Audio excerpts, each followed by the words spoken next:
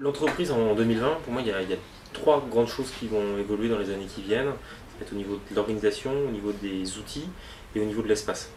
Donc l'organisation, je pense que ce qu'on voit de plus en plus apparaître, c'est que l'entreprise est de plus en plus réduite à un noyau. C'est-à-dire ce qui est intéressant, c'est ce qu'il y a à la périphérie. C'est le liquide dans lequel elle se développe, comme si c'était une cellule, et plus uniquement la cellule tout entière qui est intéressante. Donc je trouve que ça invite les entreprises à beaucoup plus réfléchir à la concentration de ce qu'elles sont. Donc un petit peu comme pour utiliser une analogie avec les images numériques, c'est essayer de voir comment est-ce qu'on peut être à 300 dpi, une petite image, avec un très bon niveau de définition, de façon après ça, quand on grandit, à pouvoir la tirer l'image et sans qu'il y ait de pixels, sans qu'en gardant le même niveau d'image.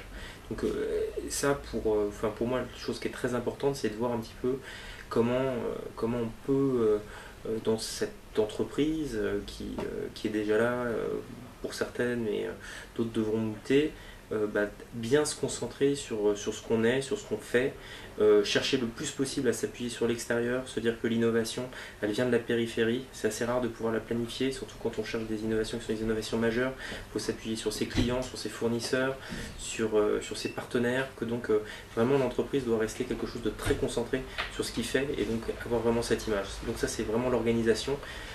Voir comment est-ce qu'on peut être un point parmi d'autres, très concentré, en relation avec beaucoup d'autres points tout autour. La deuxième chose, c'est les outils, la diffusion des technologies. Ce qu'on a vu sur les quelques dizaines d'années qui viennent de passer avec le développement des organisations, c'est que souvent, c'est les entreprises qui faisaient entrer des technologies dans le grand public. Typiquement, le téléphone portable, au départ, c'est plutôt les professionnels qui l'ont utilisé. Puis maintenant, c'est une technologie que tout le monde s'est appropriée. Ce qui va se passer, à mon avis, c'est que là, pour le coup, on va complètement avancer et c'est des technologies du grand public qui vont rentrer dans les entreprises. Et que les grandes entreprises, les entreprises même plus petites, n'auront pas la capacité de suivre le rythme d'innovation qui est l'innovation des grands publics. Donc, typiquement, c'est utiliser le Web 2, tout ce qu'on peut voir avec Twitter, avec pas mal de sociétés comme ça, dont on va pouvoir utiliser très rapidement les outils et les intégrer dans les entreprises et donc les utiliser au jour le jour et pas uniquement attendre que ce soit passé par la DSI, passé par 3 ou 4 signatures de pompe de façon à pouvoir avoir une utilisation complètement débridée de ces outils-là. La troisième chose, c'est l'espace.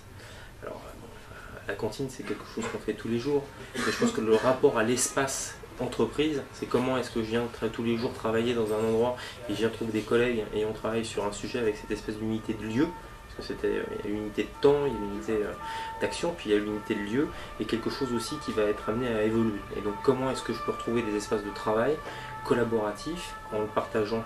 Parfois, on revient au premier sujet sur l'organisation, avec des gens qui sont mes collègues, mais qui potentiellement aussi sont des partenaires, des clients.